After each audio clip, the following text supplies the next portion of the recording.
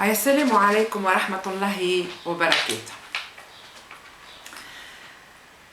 توعد يلزمنا نقفوا عن التوجيه الاتهامات إلى سيدي الشيخ الغنوشي قدس الله وجهه، ومعاش نقولوا إخواني. يزينا من حكاية إخواني هذيا ومن حكاية المنظمة العالمية للإخوان المجرمين. سامحني يا سيدي الشيخ، راني كنت غالطة وراني تبليت عليك، ويظهر أني كنت عاطفية برشا، وكان المركز اللي يخدم في مخي مركز العواطف، يعني المركز متاع النقد ومتاع الاستنباط ومتاع التحليل، هذاك كان ما يخدمش. يعني كل ما حكيت عواطف، معناها ما كنتش ننقد فيك ويعني بموضوعية. لعنة الله على إبليس اللي معناها خلاني نمشي في الثنية هذي. والتوانسة الكل يلزمهم ينساوا وأن سيدي الشيخ إخواني، وأن سيدي الشيخ يعني زعيم في منظمة الإخوان المجرمين، وأنا ما عنده حتى علاقة بمرسي وجماعته ولا بجماعة رابعة ولا بجماعة أردوغان، وهذا الكل يلزمنا ننساوه، يعني نخرجوه هذايا معناها فهمت من التحليل متاعنا ومن مخنا. به الحق أنا ملي أنت تكلمت في شمس فامة أنا نحيت الحكاية من مخي، معناها الحق اللي قلته أنت ذاك هو اللي يمشي. سيدي الشيخ قدس الله وجهك، قدس الله وجهك، وننساو جماعة يعني زاد على الأساس هذا لازمنا ننساو الاغتيالات السياسية اللي اقترفوها ناس باسم الدين وبمعية جهات صهيونية. زاد يلزمنا ننساو هالشيء هذايا، زاد يلزمنا ننساو يعني ضحايا الإرهاب الكل من أمنيين شو اسمهم عساكر. يلزمنا زاد ننساو سيدي الشيخ وأن الاقتصاد متاعنا تدهور، وأن الواحد ما عادش لاقي كيفاش يكمل شهره. وزاد يلزمنا ننساو سيدي الشيخ قدس الله وجهك، وزادك نورا على نور، وأعطاك كرامات وألهمك الحكمة. ننساو زاد اللي تونس حكمتها النهضة مدة عامين، وننساو انتقامكم من الأحرار وتجويعكم للأحرار، وننساو وأن الصهاينة خذوا فينا باي، وننساو أن أمريكا داست على سيادتنا. هذا الكل لازمنا ننساوه، لأنك سيدي الشيخ أنت قلت أنك ماكش أخوان. ننساو زاد تقسيم الشعب إلى شعبين، هذا الكل لازمنا ننساوه، ويبقى يعني حاجة في الماضي. الله غالب، كنا غالطين سيدي الشيخ، سامحنا سيدي الشيخ، سامحنا. إذا فما حديث قال الرسول صلى الله عليه وسلم، يقول الرسول صلى الله عليه وسلم: الإمارة أولها ملامة، وثانيها ندامة، وثالثها عذاب يوم القيامة، إلا من عدل. إلا من عدل، يعني اللي يعدل في روحه، واللي يعدل في أقاربه، واللي يعدل في الناس، هو اللي كي يتولى المسؤولية، الإمارة هي المسؤولية، هو اللي ما يتعذبش وميدخلش للنار.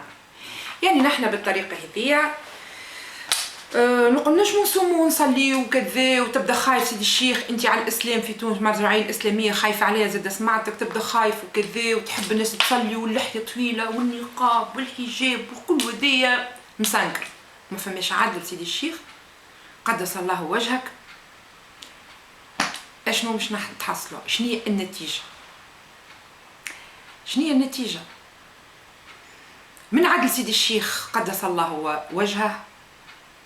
سيدي الشيخ عادل، عادل سيدي الشيخ من نهار اللي شد الحكم عادل، ما عادش تقولوا كلام غير هذايا. سيدي الشيخ العادل قدس الله وجهك. الفصل 15 كي صوت ضده انت يعني برهنت لهنا على حبك لتونس، على مراعاتك للشعب التونسي، وعلى كونك عندك أخلاق سياسية وحنكة سياسية. فماش العقوبات الجماعية. فماش عقوبات جماعية وسيدي الشيخ ضد العقوبات الجماعية. ايه ويلزمنا ننساو لهنا ان انصار الشريعة قال زعما سيدي الشيخ هو اللي قال فيهم معناها على لائحة الارهاب، اذا كنحطهم الكل تولي هما على قائمة يعني تحت طائلة العقوبات الجماعية. لي ميساج هذوكم نخليهم، سيدي الشيخ يحب يخليهم مثال سيدي الشيخ نخليهم هذوكم يبقاو على قائمة الارهاب ويتحاكموا محاكمات جماعية مش فردية. وكيف النهضة يبدا عندها شكون متورط في الارهاب زادة فردية ما جماعية، الا كان انصار الشريعة هذوك. والتجمع زاد كيف عادل سيدي الشيخ، عادل سيدي الشيخ نور قدس الله وجهه، عادل قدس الله وجهه عادل. إذا تم التصويت ضد الفصل 15 وهذا من عادل سيدي الشيخ، وبالتالي التجمعيين ما همش معناها مقصيين من الساحة السياسية، فمرحبا بالتجمع في الساحة السياسية، وهذا شيء ندينا به. وانا من الناس اللي وقفت وقت هكا بتبهليل مش فاهمه حد شيء، فهمتني؟ لا نلعب في لعبه سياسيه لا حد شيء، قدام المجلس التاسيسي ونصيح ونعيط ونقول لا لا لا لا للاقصاء السياسي، هذاك خاطرني مش نلعب في لعبه سياسيه، وذاك هي حقيقتي والنوايا نتاعي. لكني نقول السيد قاضي شو اسمه بيجي قايد السبسي، الاستاذ بيجي قايد السبسي، ياسر البيجي ربي يبارك فيك، ما تفرحش ياسر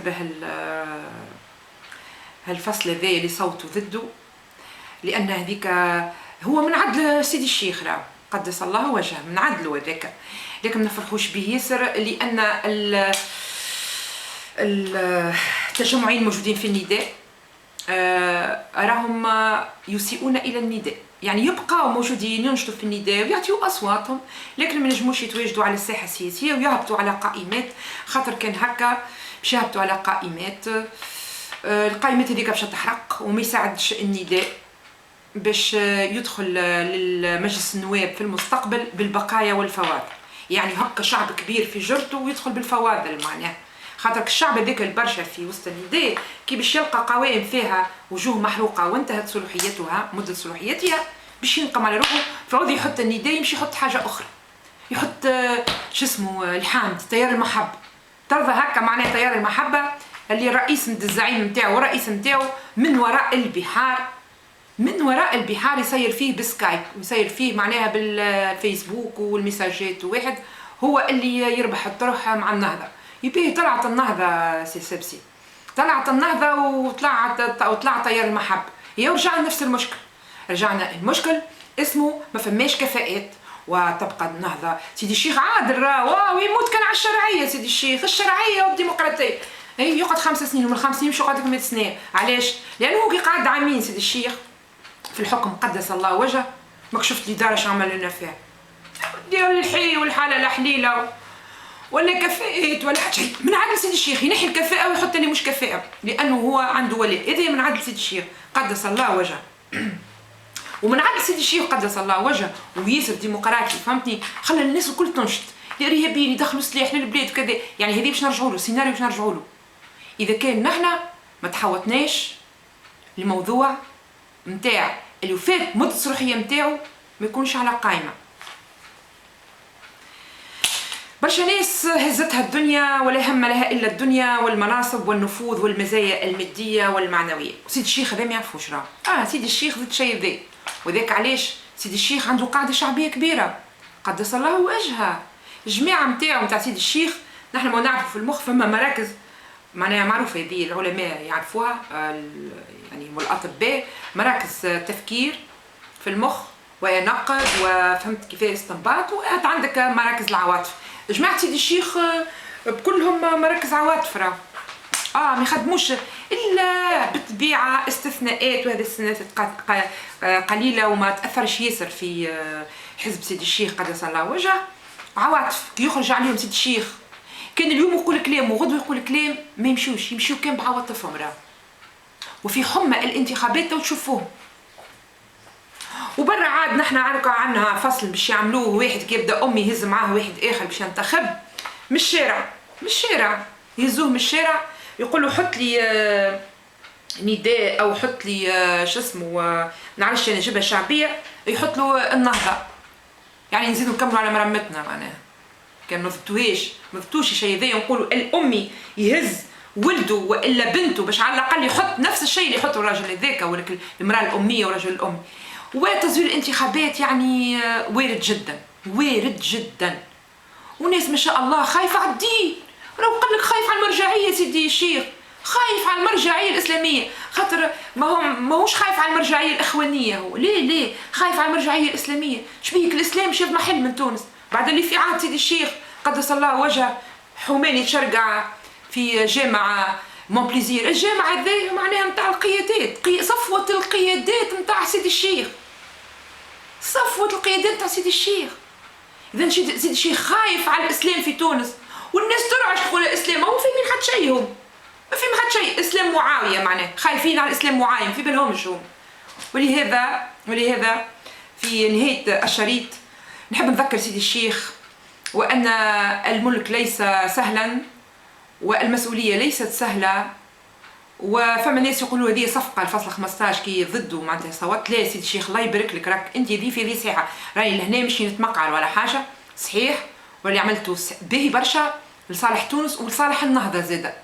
وبخصوص شو اسمها ضد المحاكمات الجماعيه زاد يعطيك الصحه وربي يبارك فيك. لذلك لابد معناها باش يكون الناس كل يؤمنوا به، سواء كنت انت على راس النهضه او المعارضه. اما بربي ما تنساش سيدي الشيخ، ربما انت سهيت سيدي الشيخ على مساله شو اسمهم انصار الشريعه، راهم فيهم ناس ما عملوا حتى شيء مسكنات. يعني نحن الذنب لازم يتسلط كان على عباد. هاو انا من موقعي كقليله ومزمره نقول لك الكلام هذا، خاطر نخاف تدي عليا الدعوه انت ربي تيح فيا ولا حاجه سيدي الشيخ، فهمتني؟ و معناها في الاخر نحن الخاسرين، نحن قليل ومزمرين. عندك انصار الشريعه فيهم ناس قليله ومزمرين، وماذا بيك يعني المبدا هذا نتاع المحاكمات ما تكون الجماعيه تكون فرديه ولا تزر وزيره وزر اخرى. يعني على التوانسه الكل كان ما تراش مانع سيدي الشيخ، قدس الله وجهك وربي يبارك فيك وربي يخليك للتوانسه.